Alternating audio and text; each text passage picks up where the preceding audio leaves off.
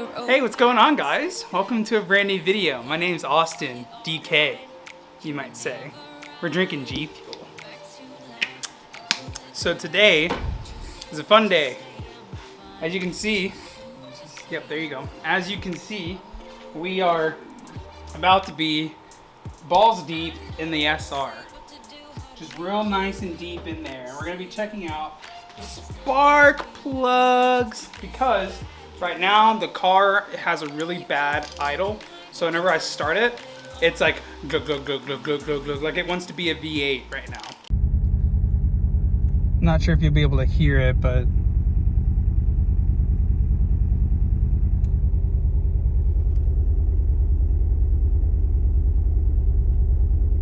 that normally doesn't shake.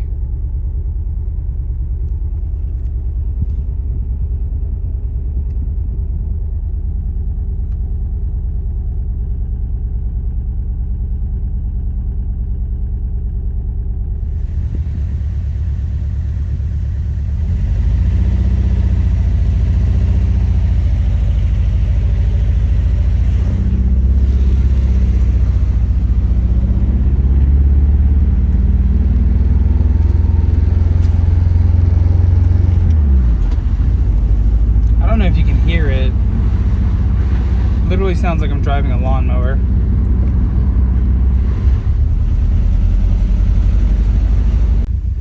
Like I'm trying to get into the garage. Listen to this.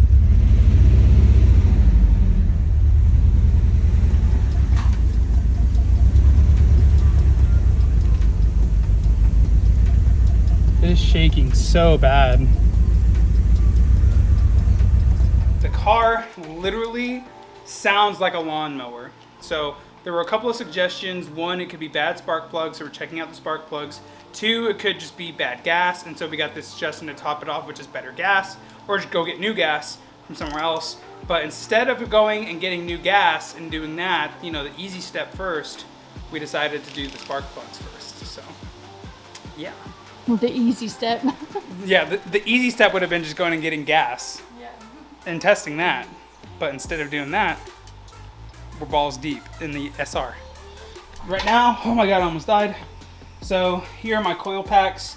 Got those taken off. I think the hardest part about this was breaking the bolts on the freaking strut bar. Because these things, look how crusty they are, dude. I don't think they were ever broken. But I also lost the cover bolt. So. Yeah, Hannah lost the cover bolt. We lost the freaking strut tower bolt. Welcome to Shop Aru, where we are just never organized. We don't got our shit together, don't know what we're doing. It's pretty lit. Can't find our 10 mils. I think 5/8 is a little too large. Oh, it's not. Yo, I'm the goat. Were they loose? You didn't have to break it?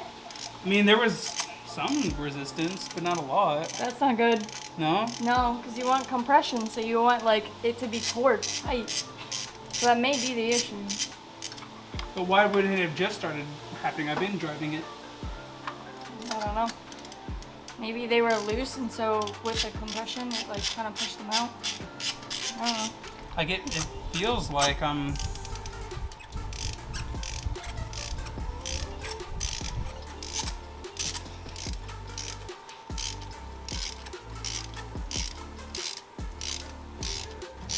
Feel like you're doing things? I think.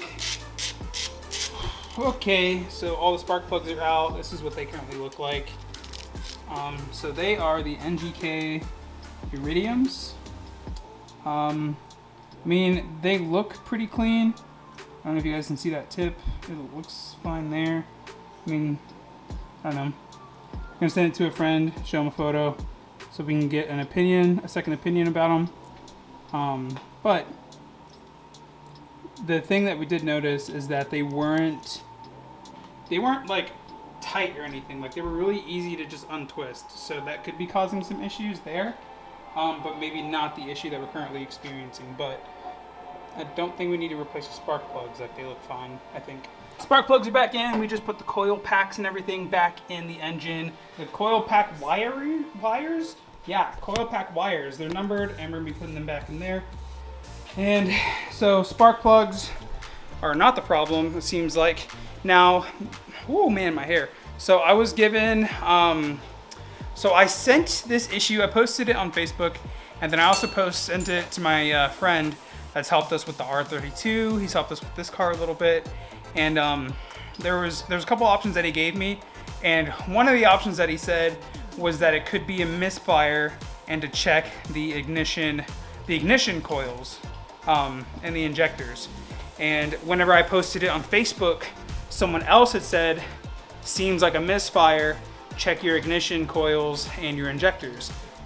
So I think we're gonna research the ignition coils and the injectors, like how to remove them. Because apparently what you can do that I didn't know was that you can remove them one at a time and test to see if that's like, if one of them's like causing a problem.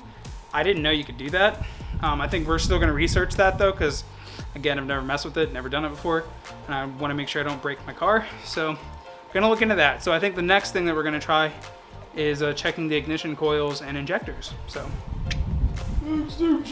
guys, remember to use code GK over at gfuel.com. Get yourself some freaking G Fuel. Not powered by Windex, powered by G Fuel. Yeah, don't drink Windex.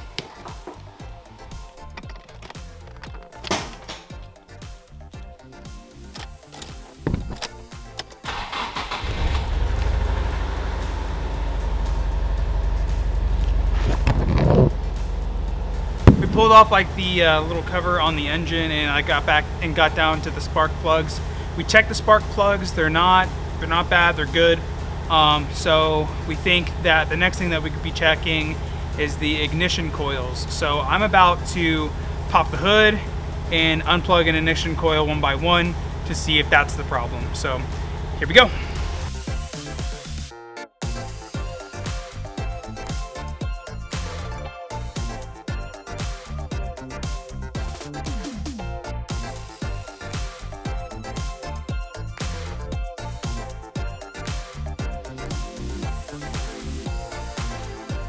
Here we have the ignition coils right here. So they're numbered 4, 3, 2, 1.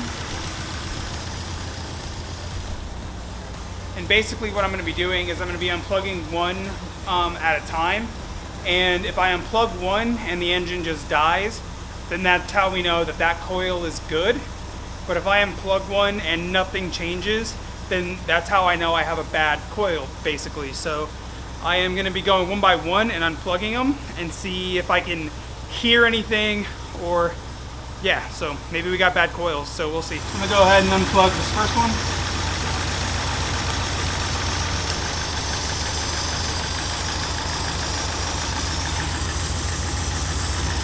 So that one sounded like there was a change. Let me plug it back in.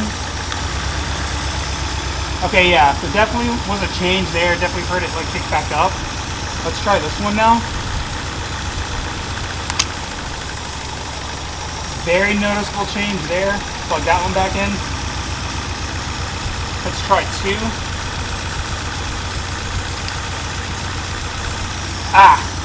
It's 2. I unplugged coil pack number 2. Nothing happened. When I unplugged 4 and 3, very noticeable change. The engine just like whirred down like it was dying. 2 is unplugged right now, and nothing sounds different. It's currently unplugged. Not even plugged in. I'm gonna plug it back in. No change. Unplug it. I'm gonna check 1. You hear that? As soon as I unplugged it, it got way low. And then it got back up. Alright, bad coil packs. There seems to be some sort of air leak somewhere over here. And I can't tell what it is.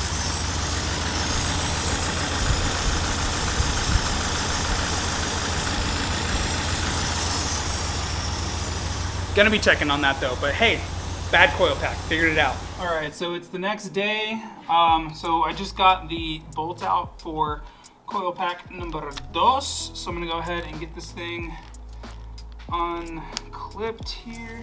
I just don't know why I can't get my fat fingers in here. There we go. Clips off. Coil pack is out, and the homies over at JDM Alliance, shout out to you, Matt. Appreciate you, man. They got us an OEM coil pack. So got a replacement here. Gonna put this bad boy in and get her started and see if we're running back to normal.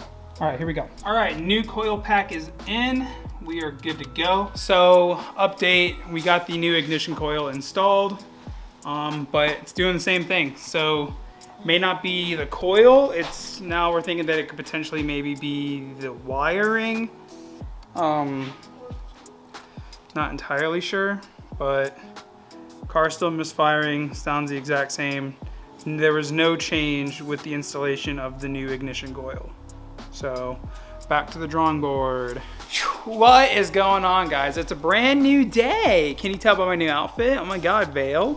What's up, guys? Welcome back. It's brand new day. So obviously yesterday we tested out a new coil pack, and that ended up not being what was wrong. And so I ended up moving the coil pack spots. So number 2 is the one that's been having issues.